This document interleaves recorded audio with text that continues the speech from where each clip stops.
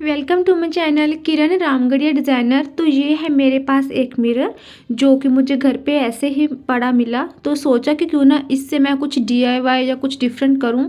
तो मैंने इसको इस तरह से ओपन करना शुरू कर दिया था। तो मैंने सोचा कि क्यों ना कुछ मोल्डेड क्ले के साथ कुछ पेंट करके कुछ डिफरेंट सा बनाया जाए जो खूबसूरत लगे। तो इस तरह से जो मिरर था वो बहुत ही सही था, कंडीशन इसकी बिल्कुल ठीक थी। तो मैंने इस तरह का एक मिरर लिया, इसको निकाल लिया। ये इस साइज़ का मेरे पास मिरर है, ये थोड़ा छोटे साइज़ में है। और इस तरह की मैं लूँगी एक वाइट शीट। ठीक है, वाइट शीट आपको मिल जाएगी, ये इस तरह की ड्राइंग बुक में से अभी आप ले सकते हो। तो सेंटर में से इस तरह से मैं इसको सेंटर कर दूँगी, इसको इस तरह से सेंटर कर दूँगी। और फिर मैं एक्रेलिक पेंट और ब्रशेस का भी बाद में मैं यूज़ करूँगी। तो इस तरह से मैं इनको शेप दे दूँगी और इसको कट कर लूँगी। कटिंग करने के बाद मेरे पास ये कुछ इस तरह से आ जाएगा। तो आप अपने अकॉर्डिंग कट कर सकते हो, बट मुझे वही शेप चाहिए थी जो मैंने इसको दी है, वो सेम वैसे ही निकल कर आई है। और एक मैं लूँगी कार्डबोर्ड, इस तरह का मैं कार्डबोर्ड ले लूँगी। और जो मैंने कटिंग की थी अपनी वाइट शीट, उसको उसके ऊपर रखूँगी और उसके ऊपर मैं मिरर को रख के इस तरह से लाइंस लगा दूँगी। मैं बिल्कुल इसके साथ साथ साइड्स पे अच्छे से लाइंस लगा दूँगी। और ये मेरा लाइंस वाला पैटर्न हो चुका है। अब मैं इसको सेंटर में से अच्छे से कट करूँगी। सेंटर में से आपको पूरा बॉक्स की तरह कट करना है, साइड पे एक्स्ट्रा कट नहीं करना है। तो कटिंग करने के बाद तो इस तरह से मेरे पास ये आ जाएगा। इसके बैक साइड पे मैं अच्छे से ग्लू कर दूँगी, अच्छे से फेविक्रिल का जो ग्लू है, सॉरी, वो करने के बाद पेस्ट करने के बाद इस तरह से मैं लाइंस लगाऊंगी। और इसके ऊपर ऊपर मुझे अच्छे से कट करना है। साइड्स पे वैसे ही कटिंग होएगी बिल्कुल सफाई के साथ। इस तरह से आप कटिंग के लिए सीज़र और नाइफ़ का भी यूज़ कर सकते हो। ठीक है, इसके लिए अलग से टूल भी मिल जाता है, बट मेरे पास वो नहीं था। मेरे पास सीज़र और नाइफ़ अवेलेबल था, तो मैंने उसी को यूज़ किया। जब भी हम काम करें तो ज़रूरी नहीं है कि हमारे पास टूल्स सभी हों, ज़रूरी नहीं है कि हमारे पास सभी हो, सारा कुछ हो तभी हम काम करें, ऐसा ज़रूरी नहीं है। आपके पास जो है, जितना है, आप उसी से अपना काम करें। मेरे पास कोई एक्स्ट्रा टूल नहीं था कटिंग के लिए, बट जो मेरे पास था मैंने उसी को यूज़ किया। तो मैं नाइफ़ के साथ पहले उसको मैंने मार्क्स किए, उसको थोड़ा कट किया। फिर जो फिनिशिंग वगैरह है वो मैंने अच्छे से दी सीज़र के साथ। तो ये देखिए मेरा अच्छे से कटिंग हो चुका है। और कटिंग करने के बाद अब मैं यूज़ करूँगी एक्रेलिक पेंट। तो वाइट पेंट लूँगी और मैं लूँगी फ्लैट ब्रश। इस तरह से मैंने अपना वाइट कलर ले लिया है और अब मैं इसमें पेंटिंग शुरू करूँगी। मैंने इस पे वाइट कलर किया है क्योंकि मुझे कलरफुल फ्लावर्स चाहिए थे। आप चाहे तो कोई भी कलर ले सकते हो, ठीक है, बट मुझे वाइट अच्छा लगा तो मैंने इस पे वाइट ही किया। तो इस तरह पे मैं पूरे पे अच्छे से वाइट कलर जो है वो मैं बहुत अच्छे से इस पे कर दूंगी, सेंटर में भी और साइड्स पे भी। फिनिशिंग के साथ करना है ताकि वो पैचेस जो हैं वो ना दिखे। मैं इस तरह के साइड्स पे भी पेंट कर दूंगी ताकि वो जो ब्राउन उसका टच है वो ना दिखे। अब मैंने ले लिया है अपना मिरर।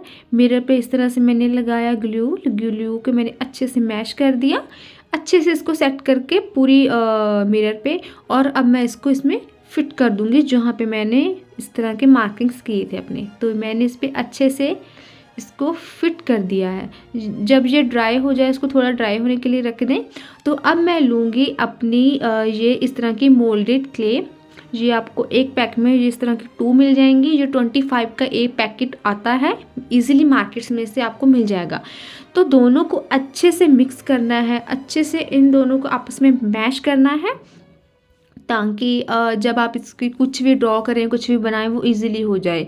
एक चीज़ मैं और बताना चाहूँगी कि जब भी आप ये काम करें तो पाउडर का भी यूज़ कर सकते हो ताकि क्ले आपके हाथों को ना चिपके। तो क्ले को जहाँ जहाँ पे मुझे अटैच करना है, ये देखिए इस तरह से मैंने इसको राउंड में ले लिया था। पहले वहाँ पे मैं अच्छे से ग्लू कर लूँगी। ग्लू करने के बाद मैं इसके ऊपर अपनी मोल्डेड क्ले इस तरह से मैंने इसको लंबाई में इस तरह से कर लिया था। अब मैं मिरर के चारों ओर इसको अच्छे से फोल्ड करती जाऊँगी। तो यहाँ तक ये मेरा आ रहा है। अब मैं इसको नीचे से थोड़ा कट कर दूँगी इस तरह से मैं इसको अच्छे से कट कर दूंगी। इस तरह से मैंने इसको निकाल दिया है। इसके नीचे जो क्ले लगेगी इस तरह से मैंने वो भी ऐड ऑन कर दी है, जितनी मुझे चाहिए थी वो मैंने रख ली है। और सीजर के साथ, कटर के साथ आप इसको अच्छे से कट कर सकते हो। तो ये मेरा प्रोसेस हो चुका है। अब मैं इसके ऊपर लगाऊंगी अपनी मोल्डेड क्ले। जब भी हम मोल्डेड क्ले से काम करते हैं तो ज़रूरी है कि हम फेविक्रिल की हम अपनी जो ग्लू है वो भी साथ में रखें, क्योंकि इसके साथ क्या होगा, वो अच्छे से पेस्टिंग इसी के साथ आती है और आपकी जो भी आप काम करोगे फ्रेम पे, किसी भी चीज़ पे, वो लॉन्ग टाइम चलेगा ही चलेगा, क्योंकि ग्लू उसको स्ट्रॉन्ग करे रखती है और निकलने नहीं देती। और जो नीचे वाला हमारा रह गया है, अब मैं उस पर भी अच्छे से मोल्डेड जो है अपनी लगा दूँगी। तो ये मेरा पैटर्न हो चुका है और नाइफ़ के साथ में इस तरह से लंबे लंबे कट्स लगा दूंगी। ये बहुत प्यारे लगते हैं सूखने के बाद, कलर होने के बाद। तो इस तरह से मैं चारों ओर अच्छे से इस पर कट्स लगा दूंगी। अच्छे से कट्स लगाने के बाद अब मैं फ्लावर की जो छोटी छोटी पत्तियां हैं मैं वो बनाऊंगी। तो सबसे पहले मैं क्या करूंगी, एक राउंड में इस तरह से अपनी ग्लू लगा के और अपनी जो राउंड छोटू सा मैंने गोला बनाया है इसको उसके सेंटर में अच्छे से अटैच कर दूंगी। ग्लू लगाना बहुत ज़रूरी है, जिसकी हेल्प से जो हमारी मोल्डेड क्ले होती है वो लॉन्ग टाइम तक टिक जाती है और वो कभी भी नहीं निकलती। अब मैं अपनी छोटी छोटी पेटल्स तैयार करूँगी जिसको मैं फ्लावर की शेप दूँगी। इस तरह से पहले मैंने इसको राउंड राउंड बना लिया है, इसको थोड़ा लंबा कर दूँगी और लंबा करने के बाद मैं इसको डिसाइड करूँगी कि मुझे इसको कितना मोटा रखना है कितना नहीं, मुझे इसको ज़्यादा हेल्दी नहीं बनाना तो इसको थोड़ा सा मैं इस तरह से पतला रखूँगी और अपनी ग्लू की हेल्प के साथ मैं सभी को अच्छे से अटैच करती जाऊंगी। तो आप हमेशा ही अपने दिमाग में रखें कि आपको किस तरह की शेप चाहिए, आपको गोलाई में चाहिए, आपको पत्ती टाइप चाहिए, आपको किस तरह की चाहिए। तो मुझे ताकि मैं इसको थोड़ा राउंड में दूं ऊपर से और नीचे थोड़ा सा वो तीखा हो तो वो सुंदर लगेगा। तो इस तरह से जो मेरी पेटल्स हैं, मेरी फ्लावर की छोटी छोटी पेटल्स हैं, वो मैंने रेडी कर ली हैं। मैं ग्लू लगाऊंगी और सभी को इसके ऊपर अटैच करती जाऊंगी। ग्लू बहुत ज़रूरी है, जिससे आपकी जो मोल्डेड क्ले की पकड़ है वो बहुत अच्छे से सही बैठती है और वो निकलती भी नहीं है। तो जो मेरी इस तरह की पेटल्स हैं ये देखिए अच्छे से बन गई हैं। एक ही शेप में मैंने सबको बना लिया था। अब मैं पेंसिल की हेल्प से इसको थोड़ा सा अच्छे से बिठा लूँगी।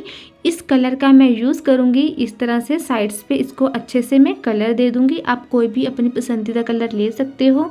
तो चारों ओर मैं मैरून कलर का इसको अच्छे से बनाने में यूज़ करूँगी।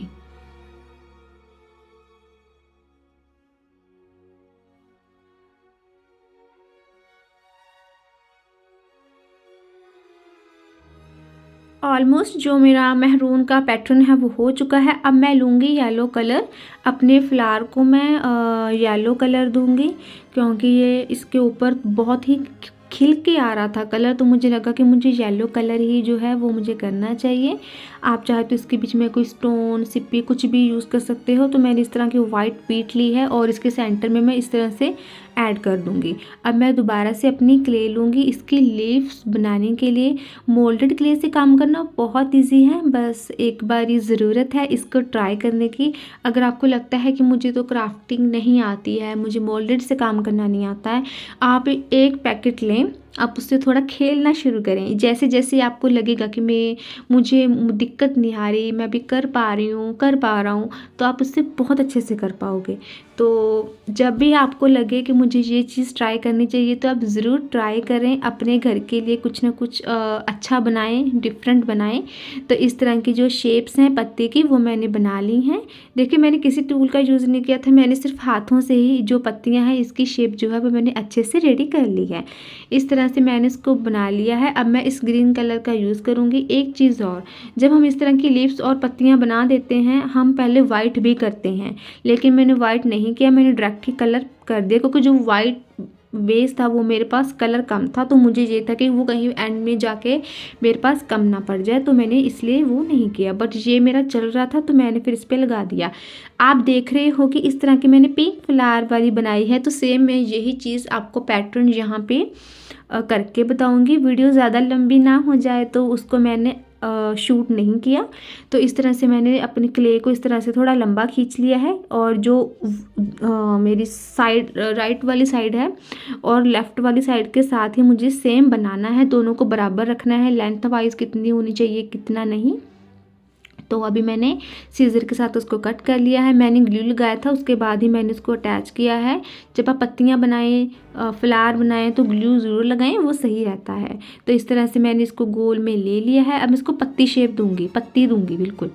नीचे से इसको मैं दबाती जाऊंगी और ऊपर से भी इसको दबाऊंगी ताकि वो पत्ती लगे। देखिए दोनों ऊपर से भी मैंने इसको खींचना शुरू किया और ऊपर से और नीचे से दोनों से, तो ये पत्ती शेप में आ गई है। ग्लू मैंने ऑलरेडी लगा रखी है और मैं छोटी सी अपनी पत्ती रेडी करूँगी और जो मैंने ग्लू लगाई है उसके ऊपर मैं इसको लगा दूंगी। ये बहुत इजी वर्क है, बहुत ही मज़ा आया इसको करके। मुझे लगता है कि अपने घर के लिए डेकोरेशन के लिए हमें ज़रूर थोड़े बहुत एफ़र्ट्स करने चाहिए, चाहे हमें क्राफ्टिंग आती है नहीं आती है, जितना हो सके उतना हमें ज़रूर वो चीज़ करनी चाहिए। और इसी तरह से अब मैं अपनी जो फ्लावर है उसके लिए भी ऐसे ही रेडी करूँगी। तो ये इस तरह से मैं इसको लगा लूँगी। तो ये देखिए ये मेरा ऑलरेडी हो चुका है। अब मैं लूँगी पिंक कलर और अपने फ्लावर में मैं कर दूँगी यहाँ पे पिंक कलर।